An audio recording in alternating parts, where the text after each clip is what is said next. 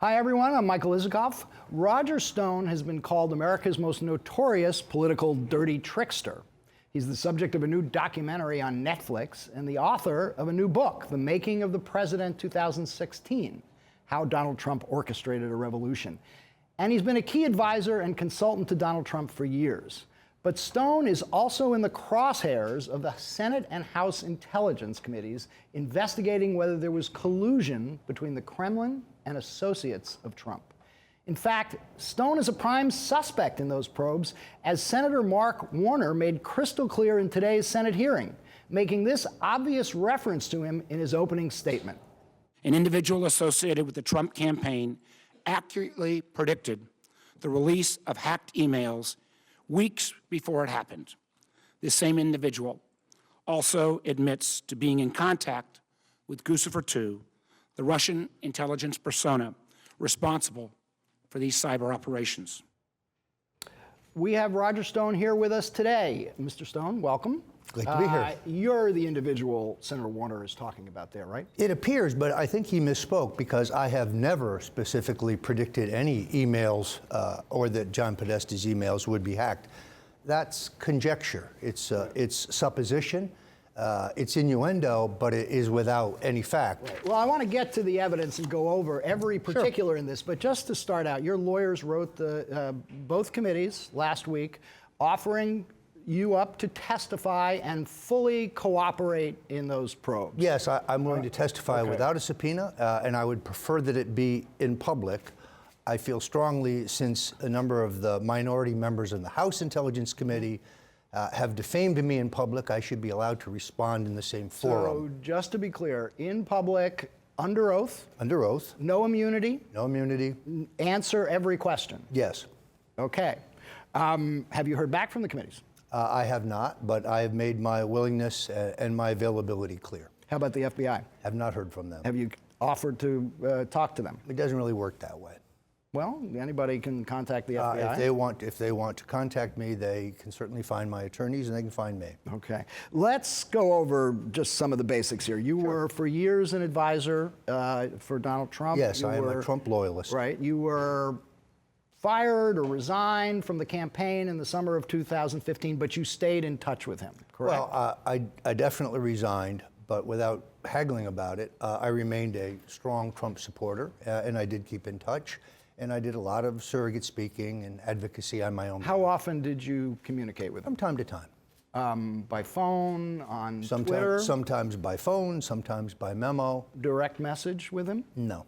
Well, you're both prominent, but he's not conspicuous tweeters. Yeah, but he's not a direct message guy on Twitter that I know of. Right. You recommended that he hire your longtime friend and former business partner, Paul MANAFORT? I was among those who recommended that, yes. Right. And why did you want him to hire MANAFORT? Well, we were in a phase of the campaign where we had just had the Louisiana delegates stolen from Trump, despite his victory in the Louisiana primary.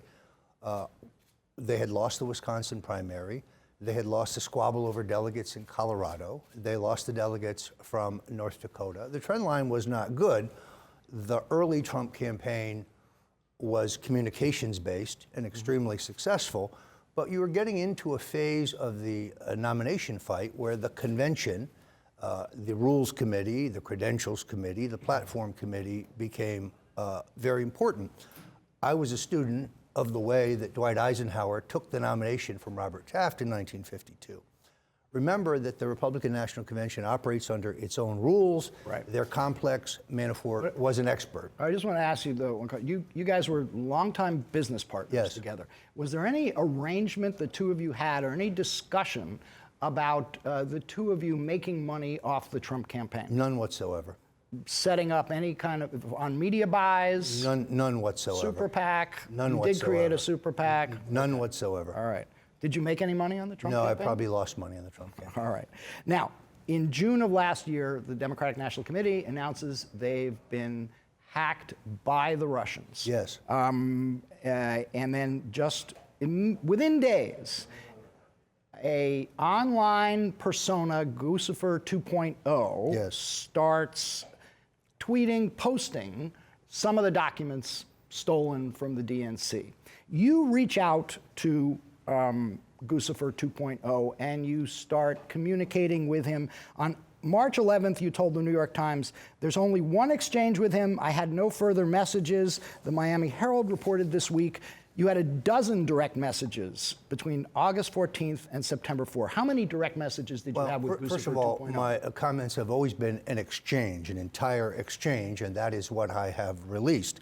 So all of our public tweets, all of our private direct messages, of which that's where the 17 number comes from. 17. 17 so not back, 12, 17. But some of them within the same exchange. So if the entire discourse between the two of us has been released. Right. But also there's a timing problem because I wrote an extensive piece on August 5th for Breitbart News outlining Guccifer 2.0's role in the hacking.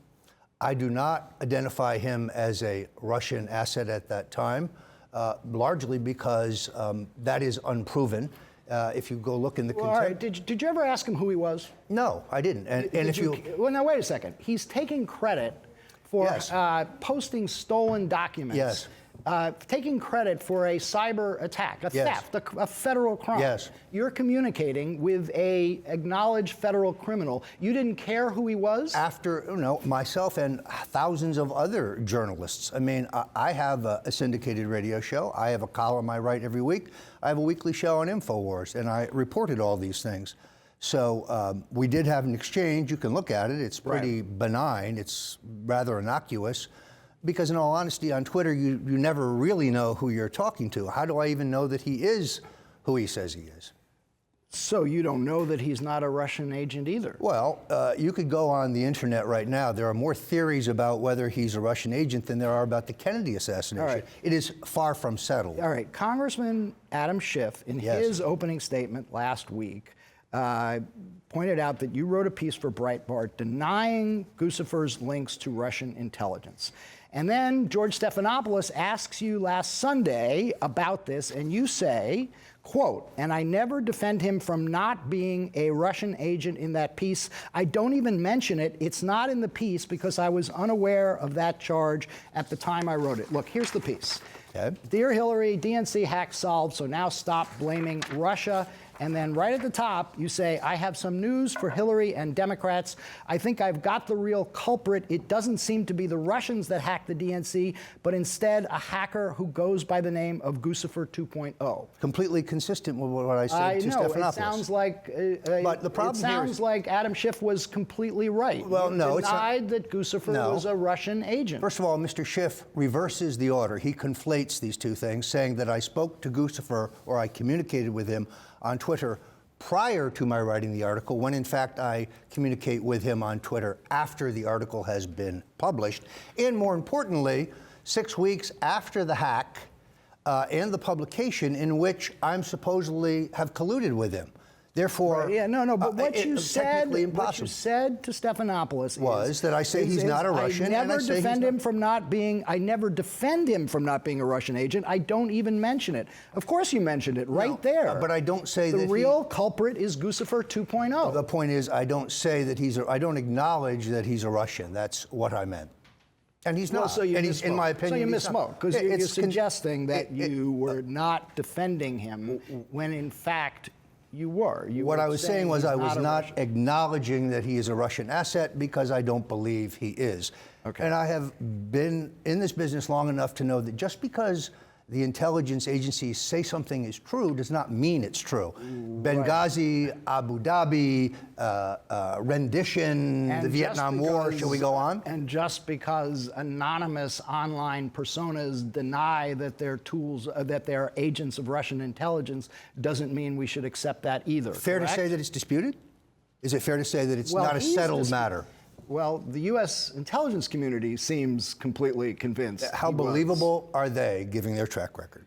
All right. Well, you, in some of those messages, in one of them you say you're delighted that his ban on Twitter has been lifted, and he writes, I'm pleased to say you are a great man. Yeah, this is called the Washington belly rub. The point here is very simple.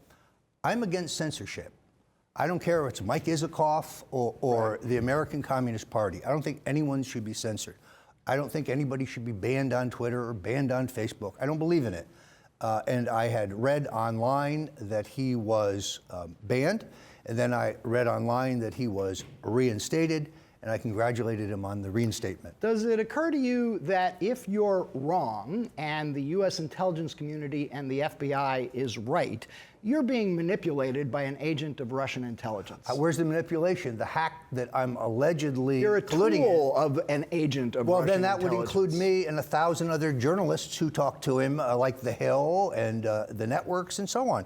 This guy was holding press conferences, for God's sakes, Right. online. But you were promoting what he was putting out. No, I would dispute that. I contacted him because I'm a writer and I'm interested in more information. I was not obviously in touch with him at the time I wrote my piece. Okay. What's raising even more questions is your relationship with WikiLeaks and Julian Assange. Yes. Now, in early August, you're speaking to a Republican Party group, and you say this, and I think we have the clip. I actually have communicated with Assange. I believe the next tranche of his documents pertain to the Clinton Foundation, but there's no telling what the October surprise may be. Have you talked to Julian Assange? Not directly, no. You just said you were No, I communicating. said communicated. Talk to and communicated are two different Did you things. exchange direct messages? No, I've been very forthright about this. We had a mutual friend, and at some points I call him a back channel, a little showmanship there. Other places I refer to him as an intermediary. And thirdly, I call him what he is, a friend of Assange and a friend of mine. And this friend told me quite simply, really, two things. That Assange had a catch of material on Hillary, that it was complete, which I took to mean that it included some of the emails that were allegedly erased at the State Department, and that it would be dropped in October. My friend told me this in August. He told me he repeated it periodically in October, and everything he told me turned out to be true. Who was your friend? Do you disclose your sources? I'm not disclosing mine. You just said you were going to answer every question. That's the one question. Did you say that? Yes, I did, but that is probably the one question that I would decline to answer. Just like On what grounds? I'm just as much a journalist as you are, my friend. Don't you write for Yahoo, an online outlet? I do indeed. Well, I write Yes. for the Stone Cold Truth. That's an online outlet. I write for Breitbart. That's an online outlet. I write for the Daily Caller. That's an online outlet. I write for Infowars.com. That's an online outlet.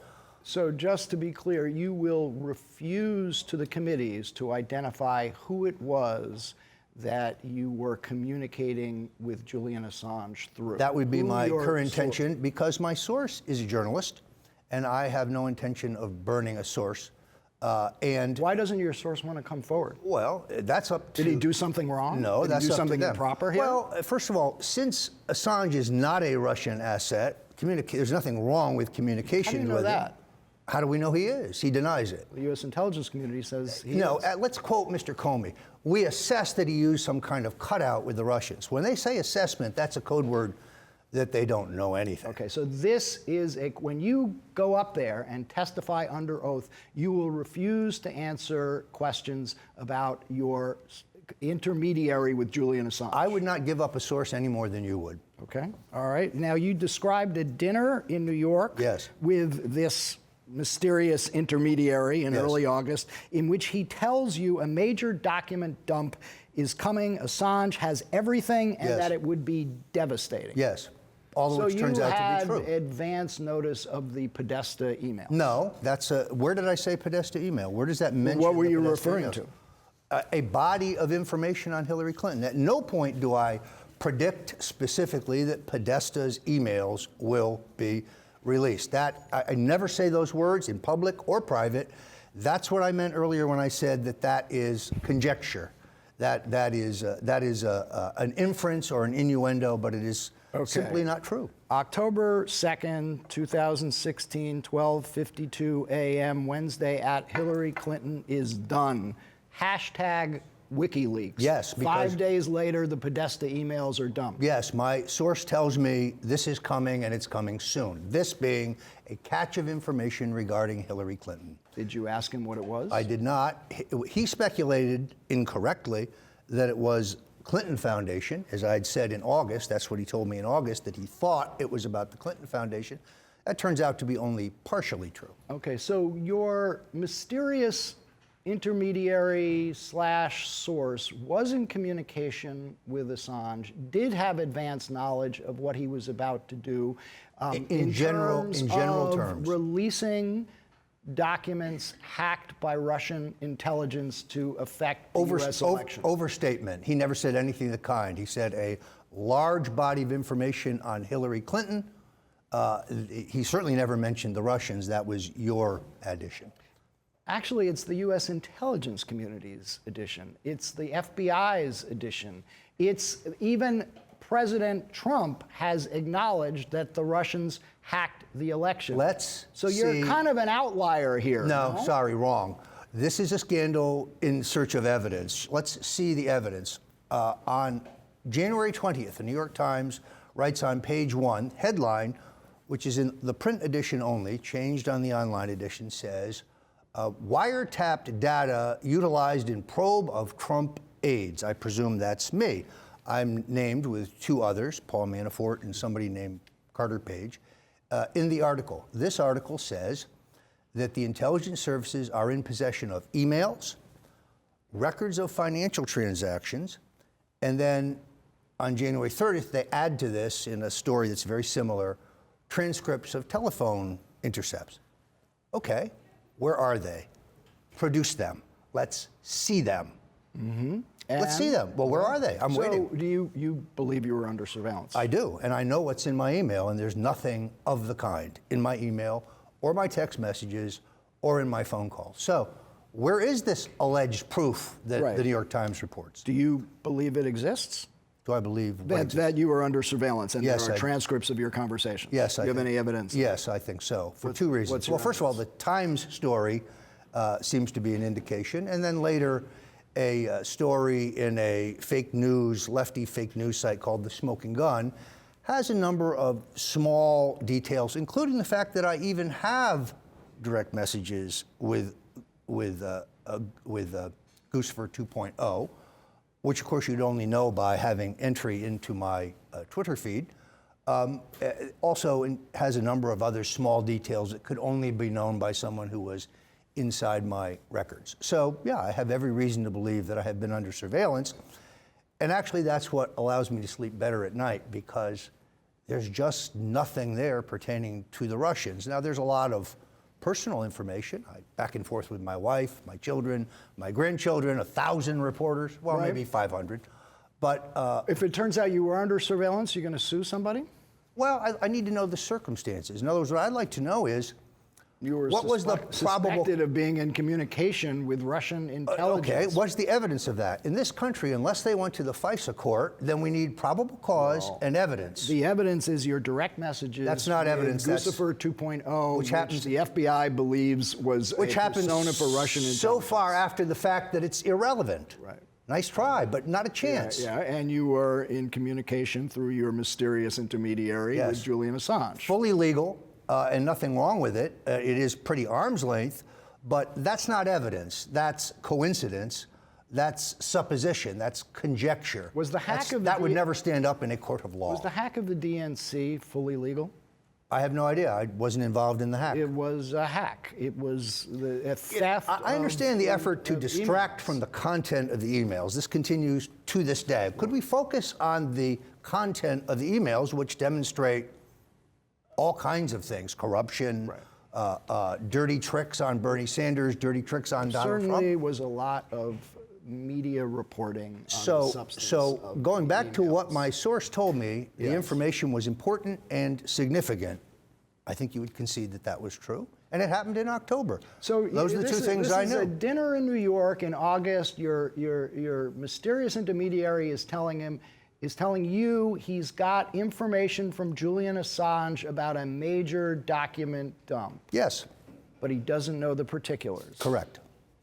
other than it Why pertains did to Hillary Julian Clinton. Assange tell him that? Because I guess they're friends. If he's a reporter, why didn't he report it? Not his beat? I don't know. I couldn't answer that. Not his beat. Not He's his talking beat. to Julian Assange. Not his There's beat. going to be a major document dump affecting the U.S. election, and as a journalist, he doesn't want to report that? I can only control my own conduct. I'm not responsible for what journalists do. Okay. You recently stated on Alex Jones on Infowars that you'd been the target of an assassination attempt. You ingested some substance, you became extremely ill, and, quote, the general consensus is that I was poisoned. And then you tweeted, I believe I was poisoned to stop me from exposing the Russian hacking lie before the congressional investigation. Yeah, let's have some context. In December, Senator McCain said that I should be compelled to come before the Senate and explain my ties to the Russians, and I always mispronounce this guy's name, Yukhanovich, the Kislyak, the former president of Ukraine. Yanukovych, who I have no relationship with whatsoever. although you were in the Ukraine. Working for one of Yanukovych's opponents in a different party. You were working against Paul Manafort. Correct. Okay. We hadn't been partners for 30 years. I was working for a small pro-Western splinter party headed by Volodymyr Litvin, who later became Speaker of the Rada. You know that Litvin was implicated in the assassination of a prominent Ukrainian journalist. I'm told that is a rumor in Ukraine. It certainly came up in that campaign. There were tapes released of him talking to President Kuchma about the assassination of Benghazi. He is not an ally of the pro-Eastern Party of Regions, which I think is the point. Okay. All right. In any case, you were saying. So McCain calls on me to give context testify. for the assassination Yes, attempt. called on me to testify. Right. And shortly after that, I became extremely ill. I thought it was a routine stomach virus. I went to doctors and hospitals, both in New York and here. After some period of time, the symptoms manifest themselves in a high fever, loss of hair, a rash on my chest and my face. You believe you were poisoned. I believe I was poisoned. My doctors believe I was Did you go poisoned. to the police? Went to the local police, and not a whole hell of a lot they can do about it. Did they investigate? Did Well, I'm not they sure. call Yeah, in they the asked FBI? me- Did they take any action? They asked me 1,000 questions about whether I had been with any strangers. Now, recognizing that I had been traveling on a book tour, Right. it was difficult to say you couldn't because I'd been on airplanes and in public restaurants and so on. More recently, the day that Congressman Schiff called for me to testify, which I want to be very clear, I'm extremely anxious to do. I was the victim in a hit-and-run accident, which again reported to the local police. Whoever rammed us, in the driver's door where I was sitting, Right. threw it in reverse and took off. Is it possible that that somebody does not want me to testify? Yeah, I think it's entirely What do possible. you think somebody would go to the lengths to poison you for to stop you from saying? What are they trying to shut you down Who shot about? Seth Rich in the back of the head 3 times? Do you have information about that? We know that it happened. We know he worked at the Yes, and DNC. the Washington Police Department has been investigating that for months now. Yes. Do you have any information about it? Well, I do know his father says it wasn't a robbery and that his wallet and his money and his watch were intact. But you have no information about I know would that be helpful to authorities. I know as much about that as I know about the 2, what I believe may have been assaults on me. Only that Mr. Rich definitely worked at the DNC and he was definitely murdered. What are you suggesting here? I'm just suggesting that it's suspicious. Do you think it's not suspicious? But are you pointing to some Nobody suspect? specific, but are you suggesting it's not suspicious? Along those lines. There's also one other key point here, and that is that Craig Murray, who is a diplomat from the UK, has said that he was the recipient from a source at the DNC of some of the documents that went to WikiLeaks. Now, that has not been widely reported in the US press, but Murray is a credible guy, and I think that perhaps Rich is his source. Somebody who works at the DNC is his source, he says so. And then Assange offering a reward for the capture of the murder, I think, is kind of a tip, wouldn't you say? Look, well, that could just as easily be Julian Assange trying to divert attention from the investigations that have identified him as being an agent of Russian intelligence. Or just as well could be Julian Assange pointing out that his source has just been murdered. You announced this poisoning attempt on Alex Jones's InfoWars. And Yes. you have a pretty close relationship Yes. with Alex Jones. In fact, that's where you spent election night, Yes, correct? Okay. yes. Now, he's also a noted conspiracy theorist, and one of those conspiracy theories has been Pizzagate, which is the bizarre idea that a popular restaurant in Northwest DC is running some sort of child sex trafficking ring in its basement, something that every law enforcement agency has completely dismissed, but did rile up a lot of people and even endangered lives, because some guy in North Carolina reads this and goes to the restaurant with an assault rifle. Jones recently apologized for his stories on this, acknowledging they were completely false. Does that give you any pause that by patronizing Alex Jones, you're contributing to completely fake news that actually endangers people? No. First of all, InfoWars reaches literally millions of people. Right, but this and was one does not have. even Alex Jones now acknowledges. I've never weighed in on this subject. Right, I know nothing about it. But he did, and he promoted it. So he did the responsible thing. He obviously he apologized and we removed it. Yeah, but does it give you any pause to patronize Do this you guy? know any journalist who's never made a mistake? A single one? I don't. No, I'm sorry. You've written something you regret, something you turned out to be wrong about. Yeah. Okay. Nothing as grotesquely false and scurrilous as that.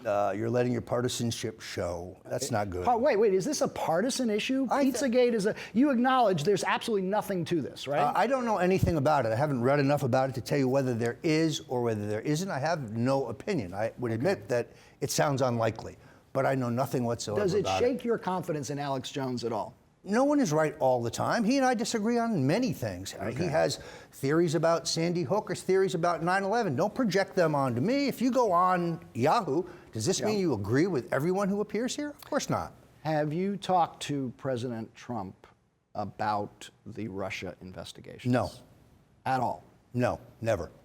Have you communicated with the president? From time to time. As recently as when? I'm not going to disclose individual conversations with the president or communications with him.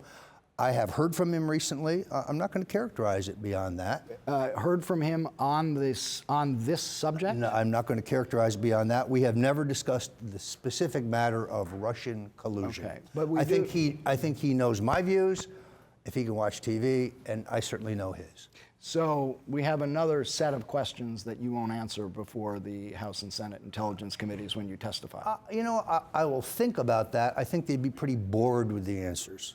I mean, we talk politics. We're free to be bored right now if you want to share. We talk politics. I mean, nothing. How about communicating with anybody at the White House? No.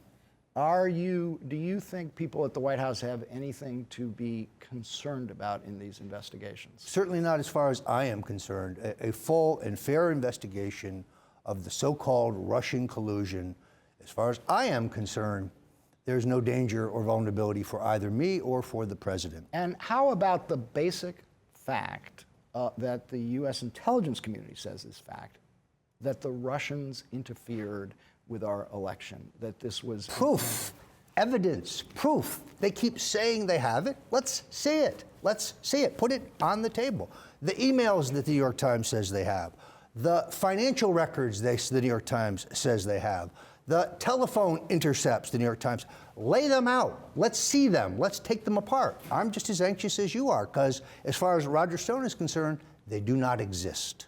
So you are a denialist. I know what's in my own email records. I know what I've said on the phone and said in text. This just simply does not exist. Okay.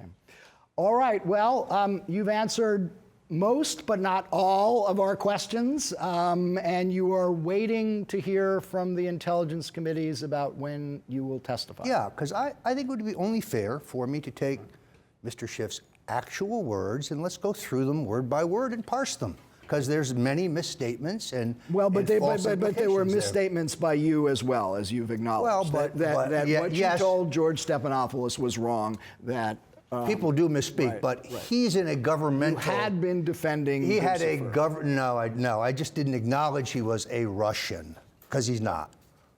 But he's in a governmental formal hold on a proceeding. second. Because he's not. You don't know that. You don't even know who And he you don't is. know that he is. Well, you just take the word of the CIA? And the Please. FBI and the NSA. Well, and then I everybody think, sadly, I find that very naive. Okay. Given All the right. track record. All right. Well, we will come back as the evidence comes out and revisit all these questions. If they call me to testify, I'd be happy to come back. Okay. Roger Stone, thank you for coming. Glad to be here.